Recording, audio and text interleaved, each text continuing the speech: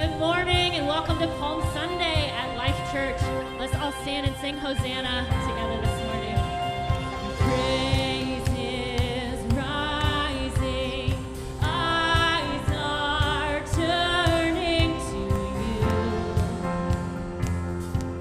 We turn to you. Hope is stirring, hearts are yearning for you. We long for you.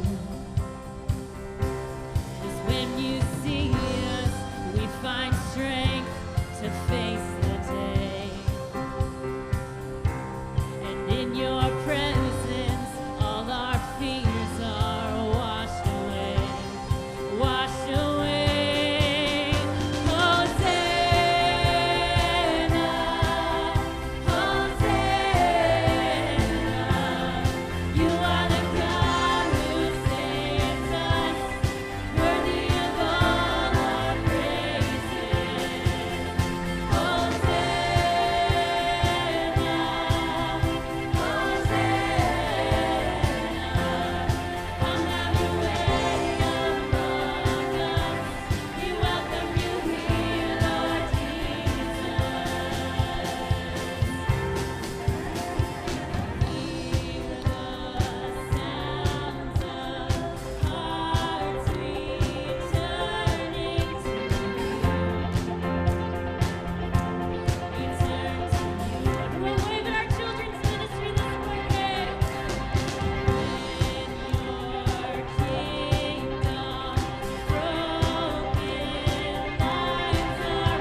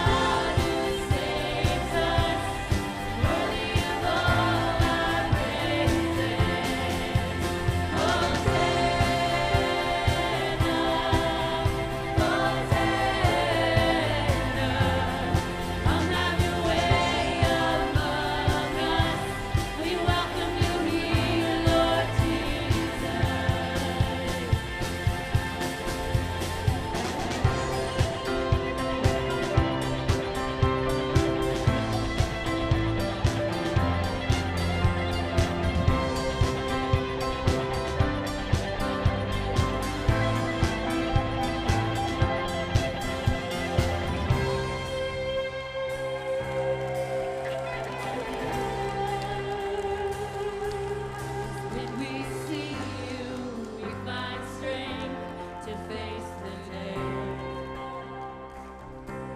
And in your presence, all our fears are washed away. Sing that out. When you see you, we find strength to face the day. In your presence, all our fears are washed away. Washed away. Hosanna,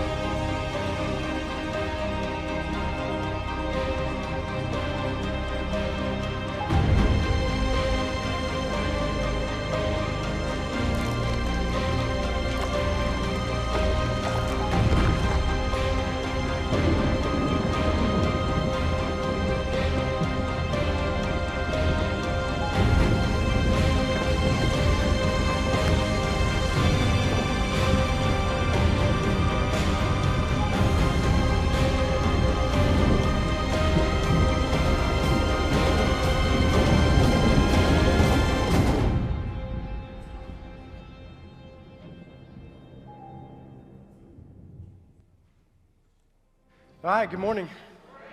Good to see everybody here at our main campus. Welcome to you guys that are joining us online. So a couple things real quick before we get started. So I want to talk to you about Easter week because for us, the week leading up to Easter Sunday is just as important as the celebration of Easter Sunday.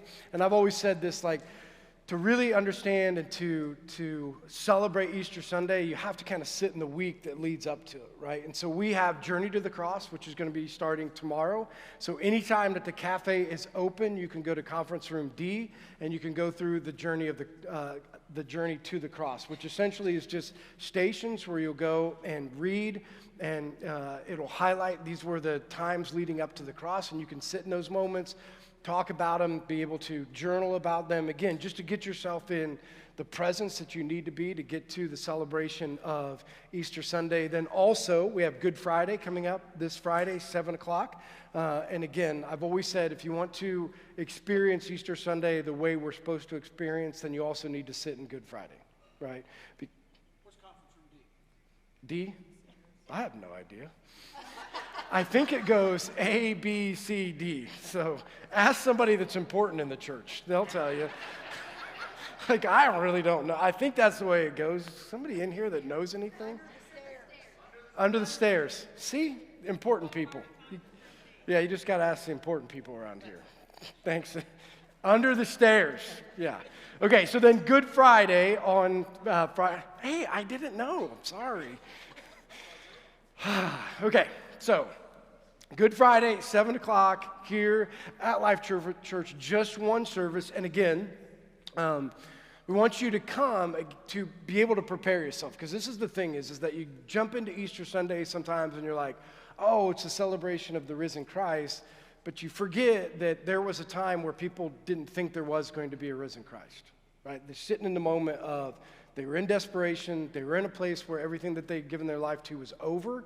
And so now that it was over, they were processing now what life was going to be like without him.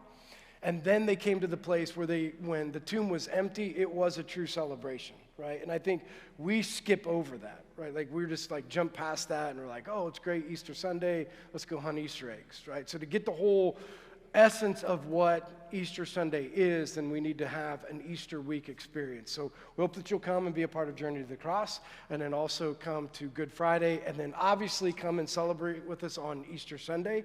So if you didn't get one of these cards, it highlights all of those things. So the Journey to the Cross, Good Friday, and then Easter Sunday. And so you can use these obviously to be reminded, of the services that are coming, and or to hand these out to somebody that maybe doesn't have a church home that you wanted to invite to church to be a part of either of those opportunities, whether it's Journey to the Cross, Good Friday, or Easter Sunday, because we are praying for people that have not yet known Jesus, or for people that are in these places where maybe they're in between churches, they've been away from church for a while, that they will be with us on Easter Sunday as we do celebrate together the resurrection. And so we're praying that you, are praying for those people, and that you'll invite those people to come and be a part of what we're doing together, and that we can celebrate together the resurrection of Jesus Christ. Okay, so that's Easter week leading up to Easter Sunday. So just 2 normal services on Sunday,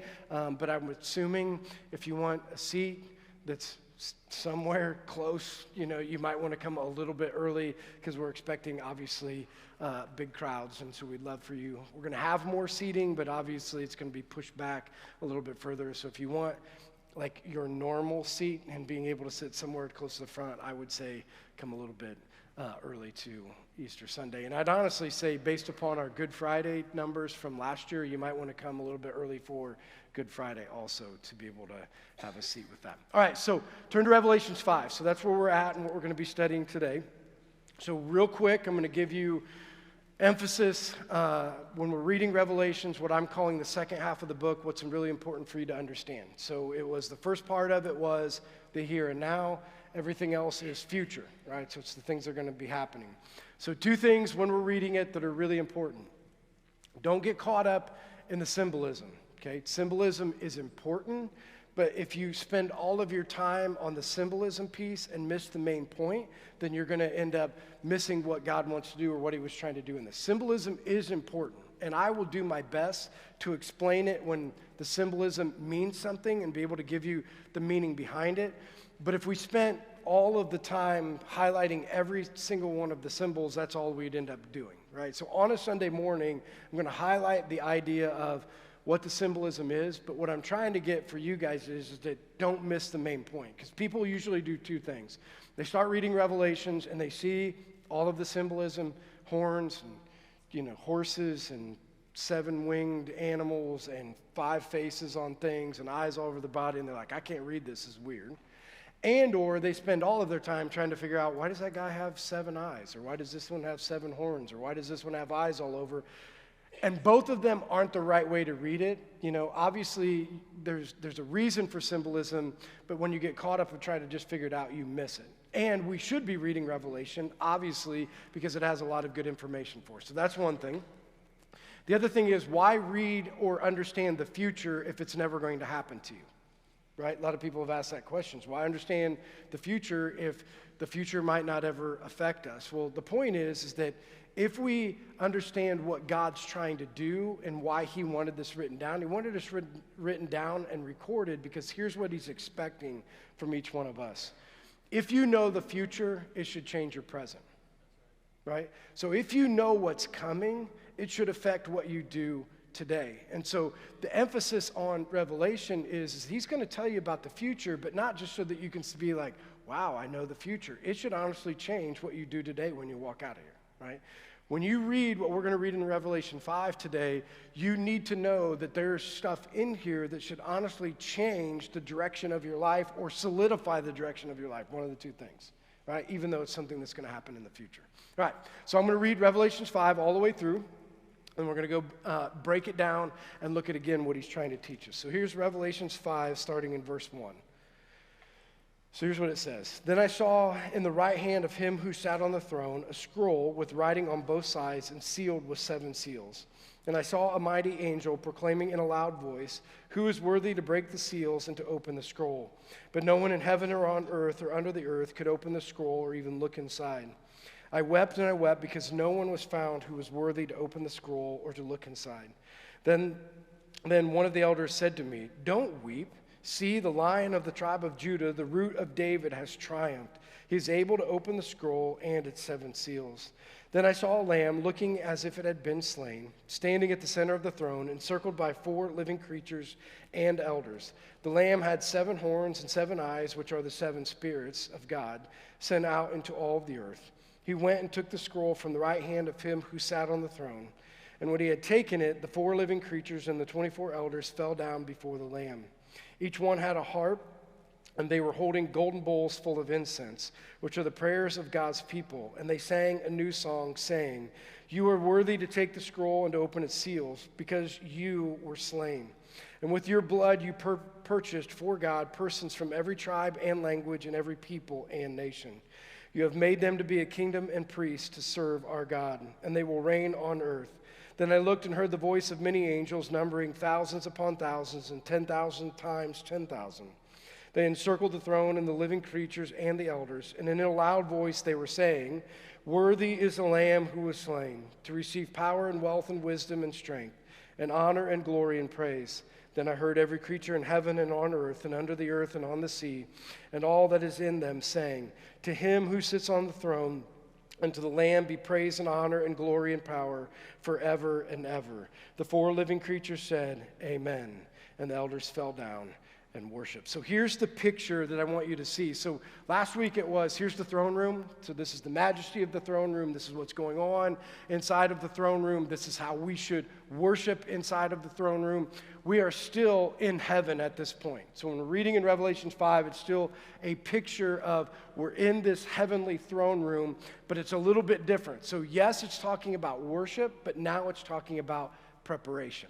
Right? So they are now getting ready for what's next. And so when we read on or go on in Revelation, because that's what we're going to do, so it'll be, we do Revelations 5 this week, and then we'll do Easter Sunday, and then we're going to go back into Revelation 6, right? And keep going with that until we get to the end of Revelation. So in that, it's you need to see this is what heaven looks like and what heaven's getting prepared for, right? So that's the picture that John's wants each one of us to see in the wholeness of what Revelation is. Now, to be able to understand Revelation 5, you have to understand some things in the backdrop that he would have thought or maybe assumed that we would get this and understand it, and you might, but I'm going to go ahead and explain it to you anyway. So here's some things that are really important. To get Revelation 5, you have to go clear back to the beginning and understand this. When God created the world and he created mankind, he created it in a way, right? He created it to be perfect, he created it to be never-ending, and he created it to go on forever and ever, right? So when he created the earth, that's what he created it for. And when he created mankind, he created it the same way. That when mankind was created, they were made and created to go on forever and ever and ever in all eternity, right? Never to die, never to be corrupted, never to be sick, never to have pain. And inside of that beautiful world that he created, with mankind being the pinnacle of his creation, he also says, and I'm going to be with them and worship with them forever and ever and be in relationship with them forever and ever and ever for all of eternity. That's the way it was supposed to be, okay? So that's Garden of Eden. That's how he designed it. But then sin entered the world, okay? And when sin entered the world, things are no longer as they should be. Okay? Sin is now, or the world is now under a curse, right? And part of the curse is this: the world's dying, and if you didn't know this when you woke up this morning, so are you, right? Like your body reminds you, right? The older that we get, your body reminds you that you're going downhill, right? Like every time that, might not yet for some of you younger people, but over time, you're going to be reminded that the older you get, you're going to realize that your body's dying. And or, I think, and I've talked to young people like this. A lot of young people grow up and they never actually see anybody die, so they never really think about it. But once you experience death, there's this reality that comes to light that you're going to die too, no matter what age you are. You know what I mean? Like if you go to a funeral of somebody you love, you're like, oh, crap. Doesn't matter how young I am, I'm still dying too. So there's this curse. The world is dying, and so are you, but it was never intended to be that way, okay? The world was never intended to die, and neither were you, okay? So that's the curse. The other part of the curse that we need to understand is this understanding of how a sovereign God, who we would say is in control, we believe that, right? But we also understand that Scripture says, but Satan rules the world. How does a sovereign God who is in control also in the same sentence or in the same timeline say, but Satan is the ruler of the world? Because that's what happened when sin entered the world. All right, so I always try to explain, because this is really important to understand. It's really important to understand how a sovereign God who is in control can also allow Satan to rule the world. Okay, so I always explain to people like this. So it's just like if you ever walk up to somebody's house who has that dog, and it's the dog that has the big log chain, and if a dog that has a big log chain around their neck, it's one of those dogs that if you get inside of that path, you know what I mean? Like there's the dog house, and then there's the worn out grass path. Anybody have that dog? Or been by that dog? You know what I mean? It's like this idea that if you walk inside of there, it doesn't really matter if that dog's sleeping. If you get inside of there and that dog wakes up, you're getting mauled, right? That's the reason there's the big log chain, because that dog mauled somebody before, right? Because it got outside of the chain, right? Like that's usually how it works. So I always tell people, this is how it is with a sovereign God and Satan ruling the world. Satan rules the world on a chain, okay? Like this is the idea, is that he rules the world on a chain. And just like it is, like we tell our kids, this is how the principle of the Bible works, is the principle of the Bible gives us these things that we should do. Like we tell our kids, like you shouldn't do this, and you shouldn't do this, and you shouldn't do this, and you shouldn't do this. You know what I mean? Like we tell them, because here's what we know, is that if you walk inside of that little path right there, you're getting mauled. And you know why? Because usually we got mauled once. That's why we tell kids not to go there. Like they might not know that because you don't want to tell your kids how bad you were. I never had that problem. I'm telling you, don't go in there. I've been there. Right? Like I've been inside of that circle before, and I know what happens inside of that circle. Well, the Bible's the same way. So the Bible's saying to a sovereign God who gives man free will, he says, you know what? Just don't walk inside of the circle, okay? And if you walk inside of the circle, don't come crying back and wondering why you got mauled. Because what happens inside of the circle is man's free will and Satan's reign, and they mix together, and you have consequences inside of the circle. Does that make sense? Right, so that's how a sovereign God works with Satan, who is in control but still on a leash, right? Walk inside of there. These are things happen. Outside of the chain or outside of the little grass loop, everybody get, like, I always think I'm imagining things like I can see it. I hope you can. You know, I say these stories sometimes and I'm thinking everybody else sees what I see, but either way, like if you can see this worn out grass path and you're out here and where the grass hasn't been worn out, how does sovereign God with Satan on a chain work? Still outside of this, you still live in a broken world. Cancer still comes, heart attacks still happen, death still happens, things that aren't the way that they should be. Like here's what you will realize, and I'm going to talk about this in depth later on. Outside of this circle, even where this grass is this way, outside of the reach of Satan, you still live in a world that's not fair. You live in a world that's broken. And it's broken from the time in the beginning. It's still broken to this day, and it's not getting fixed until Jesus Christ comes back. Right? And that's something that's really important to understand. When you're reading Revelations 5, if you don't get this, like this picture, it's going to be hard for you to translate Revelations 5 and why it makes any sense, okay? So that's the first thing. Here's the second thing. You have to understand when they're talking about scrolls, what they really mean, because I doubt that very many people in this room have a scroll at home. Anybody have scrolls that they're reading at home? Right, so we don't get it. Like, we don't understand what a scroll would be. We don't understand why it would be sealed or any of those things. So I'm going to give to you history of what a Jew would understand inside of this so that you can get the picture of what that scroll was. So scrolls were used not only for scripture, but they were used for title deeds, right? And so when they're talking about a scroll here, it would be like a title deed. As an example, Jews were told they could never lose their land. That was a promise from God, right? Jews will never be able to lose their land. So even if you lost your land, there was still a deed or a title that says you still have ownership to this property, right? Like, not right now, but you can get this ownership back, right? And so on that scroll would be written, like, this land with this corner, goes to this place, and it would lay out what your land was, and it would be rolled up, and it would be sealed with a seal or multiple seals, and then on the outside of that seal would be written three things. You had to meet three requirements to be able to open the seal, okay? So if you wanted your property back, and or if somebody from your family wanted your property back, and or if somebody wanted that property, they had to meet three requirements before the seal was able to be broken. Are we tracking?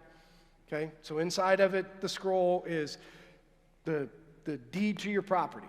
Rolled up on the outside of it is requirements. On the outside of it, the three requirements were this. Were you related? It would say that on the outside. Are you related? Are you willing? Right? Because not everybody's willing to take on somebody else's land, because when you take on somebody else's land, it's responsibility. It's not just you got land, right? So are you willing to take on the responsibility of owning that land, and do you have the money? Are you able? Right? Because that was the third requirement. You can be related and you can be willing, but you ain't got any money, it ain't working, right? Like, you got to be able to not only open it because you can pay the price for it, to be able to take care of it. So outside of that scroll were three requirements for you to be able to open it up. Related, willing, and able. If you met those three requirements, you could open the seals, and when you open the seals, you now get the deed to that property, okay? This is why this is so important, because what you're going to see that we're going to be talking about is they're going to be talking about a scroll. And inside of that scroll there's something written on the inside and outside, obviously, but what you're going to see is 7 seals, okay? So the next part of Revelation is the breaking of the seals, right? And the breaking of the seals is taking back what was rightfully somebody's. Does that make sense? So we got to break the seals to be able to get back the property. So you got to meet the requirements, and then when you break the seals, it is the process of taking back what was rightfully theirs, okay? So those two things, keep those two things in mind. The world's not the way it's supposed to be from the beginning. It's broken. Satan's ruling, right? And in this whole scroll idea, what the scroll would have been like, so that when we read this, it can make sense, okay? So now, let's go on and read now in Revelations 5, and let's go back and break it down, understanding those two aspects in the backdrop. So here's what it says if you go back to Revelations 5:1. It says, "Then I saw in the right hand of him who sat on the throne a scroll with writing on both sides and sealed with 7 seals." Okay, so here's this scroll. Okay, now we're putting it in the context of what we're talking about today. They're talking about a title deed, so is this, right? But they're not talking about a title deed to just one property, okay? Here's what is on the inside of that title deed. It is the ownership or the ruling of the earth, okay? So in this scroll was on the inside of that scroll was who's going to rule the earth or who's going to rule the world, okay? So that was on the inside. On the outside of that was written the same thing. Somebody related, willing, and able, right, to be able to do it. And on there is going to be 7 seals, and what you're going to see is to take ownership back of the earth, okay? This is what you're going to see, right? To take ownership back of the earth, these 7 seals are going to have to be broken to be able to take it back. And that's important to understand because when you start reading about the seals being broken, you're going to be like, ugh. Like, that's rough. Anybody that's read on? Like, if you read the 7 seals and you get ready to see what's getting ready to happen, you're sitting back there saying, dude, does that really have to happen? Well, if you understand the scroll, to take ownership for Jesus Christ, to take ownership, rule on this earth, you know what he has to do? Purge evil. The 7 scrolls, those 7 seals that are being broken, is purging the earth of all evil. Because he can't reign on an earth with evil. So every seal is a representation of not just judgment and purging of evil, but also redemption. Does that make sense? Right? When he opens the seal, it is purging, right? Like it is, like he's going down to get rid of evil people, but the people around them have an opportunity to be able to do what? Repent.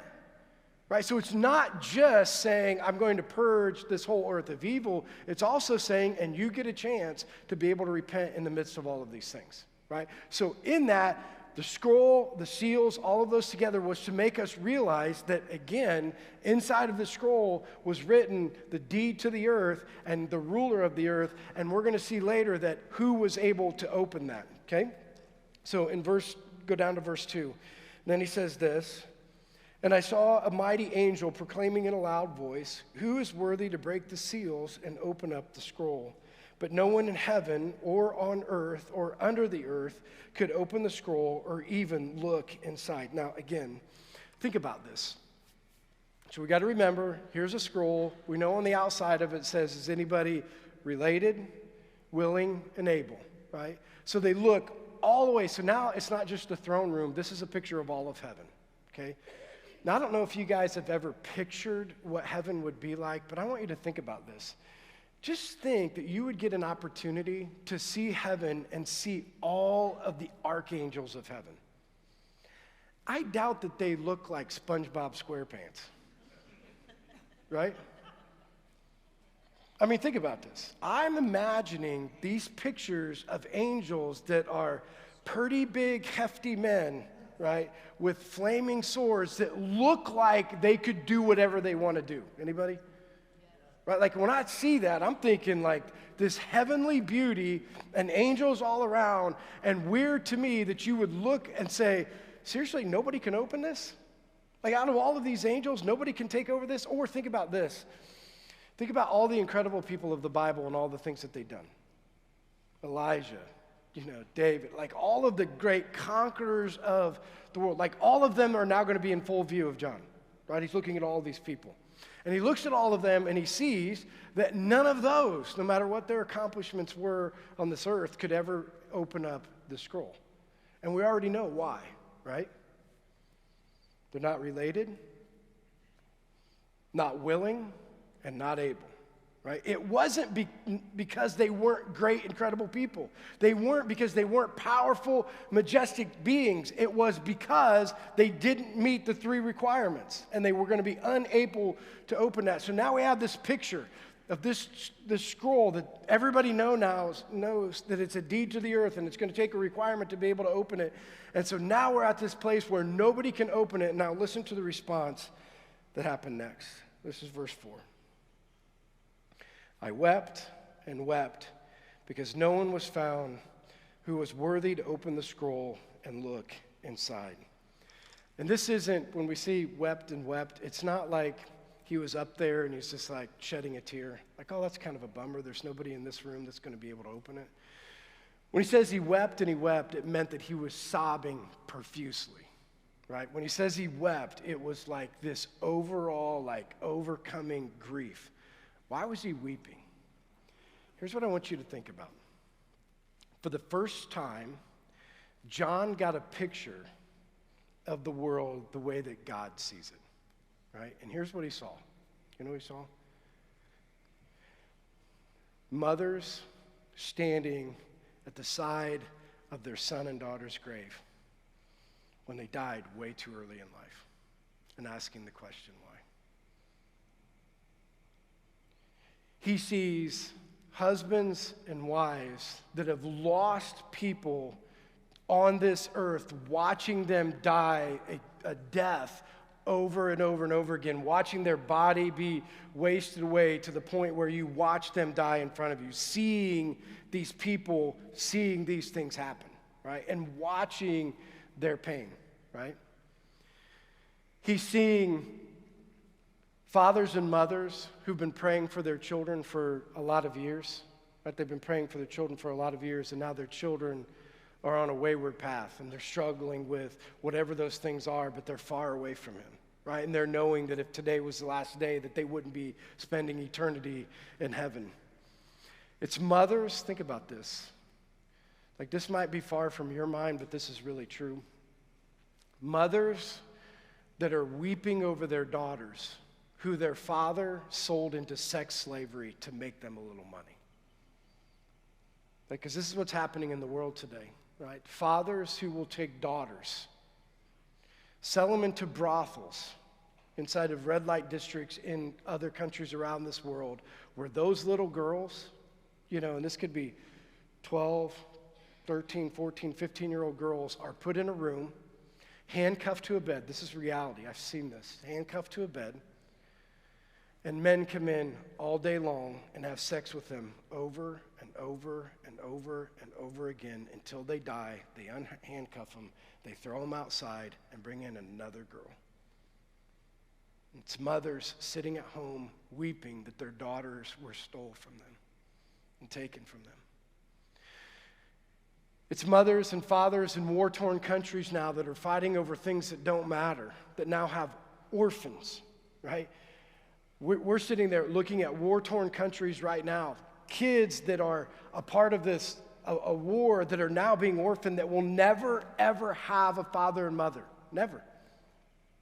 Kids that are going to be put in orphanages where people are going to be, yeah, but they're in an orphanage and they're being taken care of. Let me give you a picture of what an orphanage like overseas. So when I went to Guatemala, we would go to the state orphanages, which were different than the orphanages that we were building through House of Hope. If you go to a state orphanage, this is how it works. We would walk up there, and the kids were told that we were coming. And there was bars all the way around the state orphanage. And when you would go in there, you would walk up, and they would just reach through the bars just to touch you, right? They just want to reach out, and they want to feel your touch, right? And we're really excited because here's what we think. We're going to go in there and we have all these toys. You know what I mean? We have all these toys that we're going to bring in. We're going to take them in, and the kids are all going to play with them, and they're going to be really excited about it. And so we go in there the first time to the state orphanage, and we lay out all the toys, and then we all sit around because we want to watch the kids play, because that's what kids do, right? Kids see toys that don't have anything, and they want to play. But you know what they chose? To sit on your lap. And they wouldn't get off. Because all they wanted to do was touch you. Because you know what they knew? They had to go to bed tonight without somebody tucking them in, without somebody saying, I love you, without somebody saying prayers, without somebody coming and laying beside them to let them go to sleep at night when they are scared. They knew that when you left, there was going to be nobody around. And they knew that when you were gone, it could be weeks before they could ever see a person again. That's the reality of the world that we live in. That's the brokenness of the world. And John, for the first time, is saying, this is not the way it's supposed to be. I can't anymore bear children that are going to be orphaned, girls that are going to be sexually abused. I can't watch anymore how these young families keep burying their children because of sickness and death and tragedy. I can't watch anymore as addiction ravages the people in this world and they continue to die. I can't continually watch kids that are just reaching out for hope being sexually abused. I can't do it anymore. Jesus, come back. Get it done. Get it over with. I can't take it anymore. And for the first time in his life, he's saying, like, this has to end. Like, this has to end. I can't take it anymore. Like, this isn't the way that it's supposed to be. And he finally saw and was decided to say, you know what? Now that I know that this isn't the way it's supposed to be, Jesus, come back and you couldn't wait any more time. And he's weeping. You know why he's weeping? Because he's worried that one more second will pass and one more tragedy will happen. And he's ready for him to come back right now. But in that throne room, there's nobody. There's nobody. You see, part of our problem is, like, I'm guessing this today. I'm guessing that if I would have pulled you on the way in and said, hey, are you excited that Jesus is coming back or that Jesus might come back today? Wouldn't it be cool if Jesus came back in our service today? One, I think some of you would have left, right? Because you'd have been like, I ain't going to that preacher, right? Any preacher that's going to be like, hey, are you excited for Jesus to come back? I don't know if I want to listen to him. But I would guess most of you before the message, because a lot of times you lie on the way out because you just heard a message that you should be excited about Jesus coming back, and you'd be like, oh yeah, I really am. But let's be truthful. How many people are saying, I am so excited for Jesus. I wish you would come back right now. Right? I just say very few people. You know why? Because you're in love with the world. You just want one more experience and one more thing. And you just want to see one more thing happen. You just want to experience one more at the sake of all of these other things happening. Does that make sense? Like, I get it. I just want to see my kids grow up, or I just want to see, or I'm just telling you, once you've experienced tragedy in your life, let me just tell you something that it changes for you. Here's what it changes for you. You can't wait for Jesus to come back. I'm just telling you. When you've seen hurt and when you've seen tragedy, when you've walked into brothels and see girls that have been ravaged for months by disgusting men to the point of death, you're saying, get it over with. Not one more second to go by that this could happen. One more second could go by. And you're saying, come back. But you know what happens is, this is what we do. We live in a bubble. You don't want to know it, right? So if somebody talks about it, you're like, change the subject. Or if you're on Facebook, you don't want to really look at Voice of Martyrs. You'd rather look at vacation pictures, right? Like, you skip the things that are going on in the world. You try to stay out of it, and you try to create this bubble that life is good and things are good. And I'm just telling you, it's not. It's not. And once you finally recognize that and understand what he was weeping over, I think it changes things for you.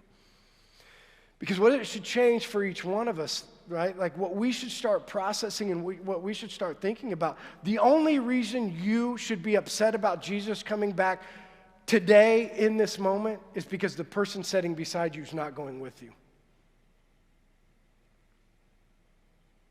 Not because you're going to miss a vacation or miss a time or miss a moment or miss a birthday or miss something. Like, you shouldn't. You know what you should be worried about, or the thing that you should be passionate about, is if the person beside you isn't going.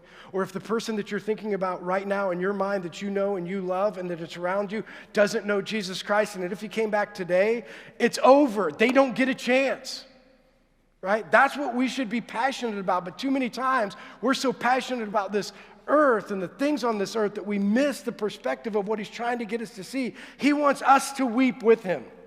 He wants us to see what he sees. He wants us to have urgency. Jesus, come back. And until that time, my urgency is to try to figure out how to reach more people. Right? That's what he's trying to say for each one of us when he sees that weeping, and he wants us to see those same things. Now, he goes on and he says this. Then one of the elders said to me, don't weep. See, the Lion of the tribe of Judah, the Root of David, has triumphed. He is able to open the scroll and its 7 seals. Now, this is the point where I'm sitting here thinking, like, if there could be a big moment, like, if you ever see, like, you just got done watching the Final Four, you know, when they introduce the players, like, all the lights go down and all the music plays, and they introduce these 5 guys. Anybody watch the national championship game? All of you kind of sitting out there like, okay. Or maybe the WWE, right? Like, they introduce anybody, right? You see what I'm saying, though? Pick your thing, right? When they announce it and there's fireworks going on and music playing and the spotlights happening, everybody's weeping, and then it's like, hey, don't weep. Here comes Jesus, right? And he is entering the room, and when he enters the room, everything changes. You know why? Remember the 3 requirements on the outside? You know why everybody's like, Jesus finally showed up? Is he related? Yes. Is he willing? How do we know he's willing? Because he crawled on a cross for you. He held on to a post till he was beaten beyond human recognition for you. He was spit on when he could call down a throne of angels to save him, but he stood there instead and got spit on. He got a crown of thorns smashed on his head. He was belittled. He did all of those things. Why? Because he was willing for you. And is he able? How do we know if a person is able? They have the money, or did they pay the price? Did he pay the price? Did he purchase you by his blood? Yeah, I mean, everybody's celebrating because finally the requirements have been met. The true ruler is coming back. The injustices that are happening in the world are finally going to be made right because the true ruler of this world is finally coming back, and he's going to set it right. And all of us should be like, amen, right? Like, all of those things that are happening, he's finally going to come back, and we got to go back to the way that it was supposed to be, and we should all be like, yes! Like, that's how we should be worshiping in this moment, and that's what he's trying to get each one of them to understand.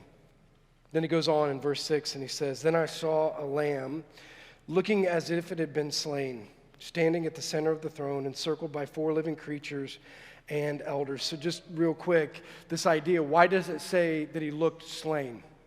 Right? Why does it give you this picture of, here's Jesus? You know why he looked slain? Is because you could still see his scars. Right? When you're in heaven, you're going to see the scars that you gave him. The scars that were given because he took what we deserved. And so you're going to be able to see those things. And the other part of it was he wanted you to understand it was a lamb who was slain because he had to be a lamb before he could ever be a lion. He had to die on your behalf, and he had to be sacrificed on your behalf because the judgment that is coming, he earned the right to judge the world because of what he did as a lamb. Right? Like, because of those things and because of the way that he did it, he earned the right to be able to see those things, and he wanted us to recognize that. Then he goes on and he says, and the lamb had 7 horns and 7 eyes, which are the 7 spirits of God sent out into all of the earth. Now, again, this is back to like the symbolism part. So any of you guys that are farming people, or maybe you've been to the zoo, like, how many lambs do you see with horns? None, right? Like, this is abnormal. So why, again, did he give us this picture of a lamb with horns? Now, here's the reason. So if you're not a farmer or you haven't been out around this, let me give you a little precursor in case you decide to get in a field with an animal with horns, right, or in a pen. When you walk out there and you see these like cows walking around that don't have horns, and you like, oh, pet them, you know, they're fun, and you walk up to them and maybe they'll lick you or you can feed them something. But when you walk in a pen and you see a bull with big horns, I want to give you a little picture of that. Those horns will hook you, right? That whole idea is like you should be looking at that bull differently than looking at that cow, because that bull's doing some damage, right? That bull, if he gets close to you, is going to hook you. That bull doesn't care about you. That bull is going to do some damage. And so the picture that he's giving you is, yes, he's a lamb, right? Redemption. but he's also a lion that's getting ready to carry out judgment. And those are what the horns are to represent, that the judgment that's coming is not only is he a lamb, but also the judgment to be carried out is that he needs to be feared, and that's what the horns are supposed to be. And then he goes on in verse 7 and says this, and he went and took the scroll from the right hand of him who sat on the throne. And when he had taken it, the 4 living creatures and the 24 elders fell down before the Lamb. Each one had a harp, and they were holding golden bowls full of incense, which are the prayers of God's people. And they sang a new song, saying. So again, what did they do? This is something that we talked about before. When they saw him, they fell down and worshiped, and we're going to get into greater detail about that. But here's another symbolism thing. The bowls that they talk about, the golden bowls. So let me tell you what that represents. So back in the tabernacle, back in the Old Testament, a priest would listen to your prayer, and he would take those prayers and he would essentially put them inside these golden bowls. And these golden bowls were full of water and incense. And so when he went in there to pray, he was interceding on your behalf to God for unanswered prayers. Does that make sense? So these golden bowls were to represent unanswered prayers. And so the reason that he's telling you now, these same golden bowls of what used to be unanswered prayers, guess what's going to happen? Those prayers are going to be answered, right? Those things that, you know what I mean? Like when you've prayed these prayers, because we've all prayed these prayers, like, I wish you would get healed, but you don't. That's that unanswered prayer. Like you can't make sense of it all. I wish that they wouldn't have died. I wish that they wouldn't have got. I wish that this wouldn't happen. And you know what I mean? And like, because those things didn't get answered, they're in these bowls of unanswered prayers for all of us. We're living in this unjust world where we're saying, God, why didn't you answer my prayer? Well, get ready. Because when Jesus comes back, those bowls full of unanswered prayers will be answered. You will be healed. You will see him again someday. You will, all of those injustices that have been carried out against you will be justified. All the evil that's been carried out in the world those people will get their due. All of those things in those bowls will be answered at the end. Amen? Right? And that's what he wants us to be able to see inside of that. And the rightful ruler, and this is so important for us, the rightful ruler is finally going to reign. And you know, for me, I can't wait for that day. Like, I can't wait for the day where all of these things inside of this world that aren't right will be made right, and that we can finally be, the usurper Satan can be taken away, and that God can reign on this earth and be in relationship with us. So I'm going to invite the worship team up. I'm going to read this last part of it, and then I'm going to give you some things to think about. So it says in the last part, this is what they said. You were worthy to take the scroll and to open its seals because you were slain. And with your blood you purchased for God persons from every tribe and language and people and nation. You have made them to be kingdom and priests to serve our God, and they will reign on earth. Then I looked up and heard the voice of many angels, numbering thousands upon thousands, and 10,000 times 10,000. They encircled the throne and the living creatures and the elders. In a loud voice they were saying, "Worthy is the Lamb who was slain to receive power and wealth and wisdom and strength and honor and glory and praise." Then I heard every creature in heaven and on earth and under the earth and on the sea and all that is in them saying, "To him who sits on the throne and to the Lamb be praised and honor and glory and power forever and ever." And the 4 living creatures said, "Amen."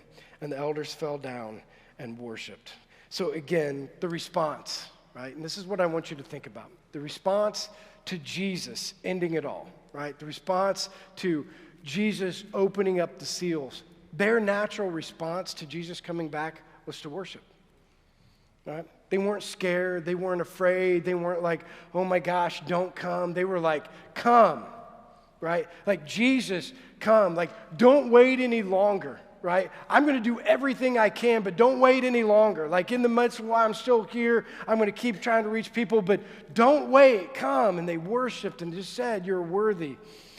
And for me, I want to give you 3 truths that I've had to live by, and I've said this for a really long time, and it started a long time ago for me. A long time ago for me, I had to settle some things in my heart for me to be able to understand how to live anticipating the time that I will meet him or the time that he'll come back, right? I had to settle some things in my heart. This was the first one. Life's not fair. It's not fair. If you've lived long enough, you've realized life isn't fair. I've watched enough and seen enough in this world that I just know it's just not fair. Like you can, situation after situation, whether it's for me personally or whether it's watching other people go through these things, over and over again, I've just wept like, God, this is not the way that it's supposed to be. This just isn't fair. And I'm going to tell you something that I had to settle a long time ago. If you think life is fair, you will spend the rest of your life arguing with God. You just will. If you think that this earth, remember what we settled right in the beginning? It's not the way that it's supposed to be. It's just not. Like none of these things are the way that it's supposed to be. You need to settle that and you need to understand it's not fair and we live in a broken world and that the only time fairness ever happens is when you go home or he comes back. So you should yearn for both of them. Because it doesn't matter what situation you're in now, there's going to be another one and another one and another one, and it's not going to be fair. Justice only happens when we meet him, either at the end of our life or the time that he comes back, right? And we should yearn for those things. You know, the second thing that I had to understand, and I've said this multiple times, people are just weird, right? Like you had to settle this. Like life isn't fair and people are weird. And again, if you've lived long enough, you know this. People say some things that are pretty hurtful to you. People do some things that are pretty hurtful to you, right? We go down these roads and I always tell people, like, I just expect it. People are weird. I expect people to say stupid things, right? Because people are weird. And I just say this because what I settled in my heart is this. As long as I understand that people are weird, I won't spend the rest of my life arguing with people, right? I don't have to argue. I just know you're stupid, right? Is that too far? But you know what I'm saying? Like people are just weird sometimes. They just come from weird places and they're just saying some things like they don't know the situation. Right? They don't know what's going on, and they think they just have to run your yapper, and they're just like, it's okay. I'm not going to argue with you. I've already settled that. But here's the other thing. This is what we all need to settle. Love's the bottom line. Life is unfair, and people are weird, and love's the bottom line. And this is what I've said for my life, and I settled this a long time ago. I'm going to spend the rest of my life loving and leading people to Jesus Christ because I can't fix what's broken. I don't get to open the seals. I don't get to open the scroll. I don't get to fix what's wrong in this world. I don't get to change any of those things. I just have to be excited for when I'm going home or when he's coming back. Until that time, I'm going to love and lead people to Jesus because it's the only thing that matters in the end. Right? I can't fix this broken world. I wish I could, honestly. My own hurts and the hurts of other people, I wish that I could fix them, but I can't. But I can do one thing. I can love and lead people to Jesus Christ, and I will spend the rest of my life doing that. And I'm going to plead to go home, and I'm pleading for him to come back because the greatest thing that could ever happen to us is one of those two things, and that we could be in eternity with him. Will you stand so I can pray for you? So, Heavenly Father, we just know and understand that in the moments like John that we see the earth in the way it's supposed to be, Lord, we're going to celebrate. We want you. We want you to come back. We worship you. Plead that the injustices of this world will be done. But until that time, until you take me home or until you come back, Lord, we will do everything in our power to worship you, to love you, and to lead people to you. Because it's the only thing we can control. Lord, we love you. In your name we pray. Amen.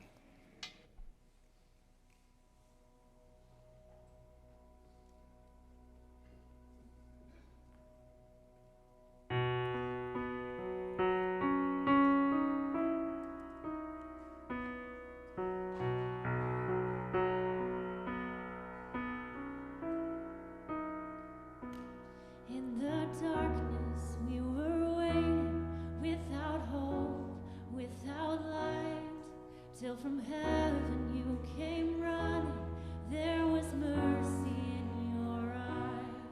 to fulfill the law and prophets. To a virgin came the word, from a throne of endless glory to a cradle in the dirt.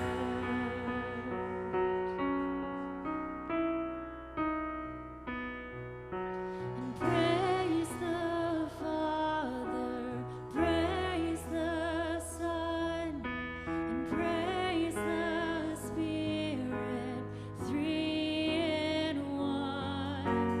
God of glory, majesty, praise forever to the King of Kings.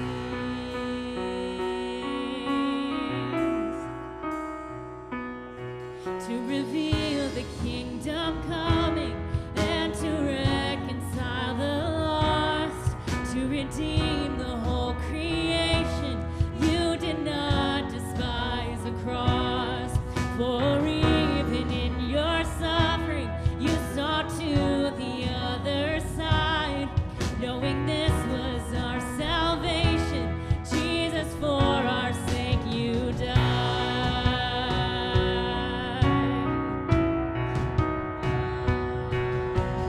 Praise the Father, praise the Son, praise the Spirit, three in one. God of glory, majesty, praise forever to the King of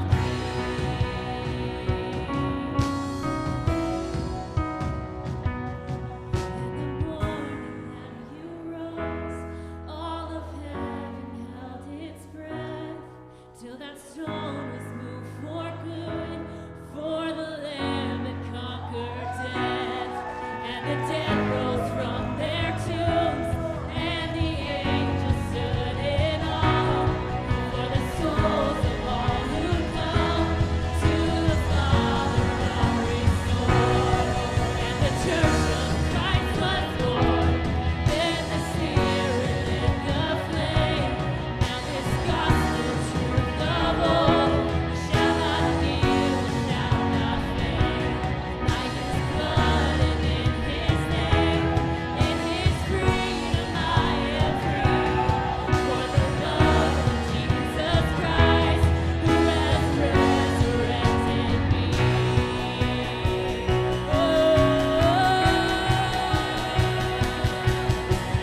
Praise the Father, praise the Son, praise the Spirit, three in one. God of glory, majesty, praise forever to the King of Kings. Praise forever to the King of Kings. The praise belongs to you. We're going to keep worshiping that God this morning. Our God who is the Lion and the Lamb, our King of Kings. He's the only one who is worthy of our praise. So let's sing out this morning. We got a couple more songs for you guys this morning. Let's raise a mighty voice to our God.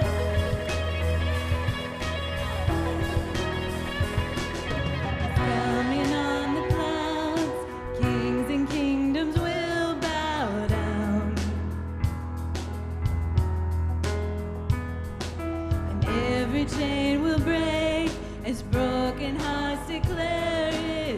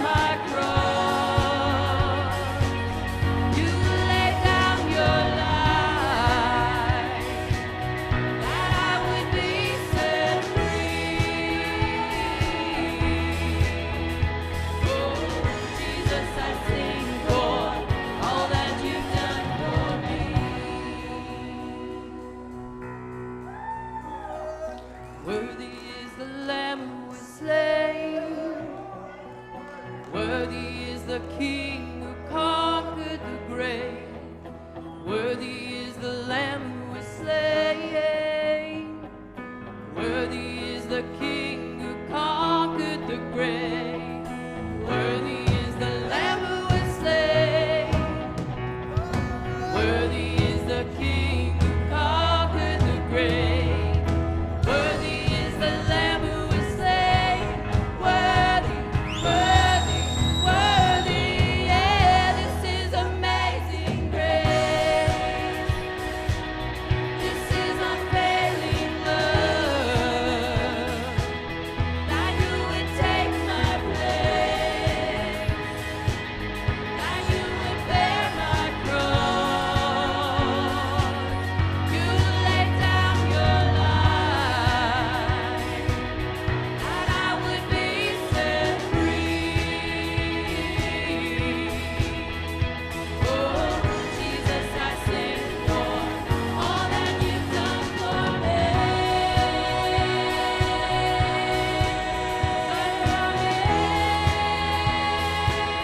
All that you've done for me.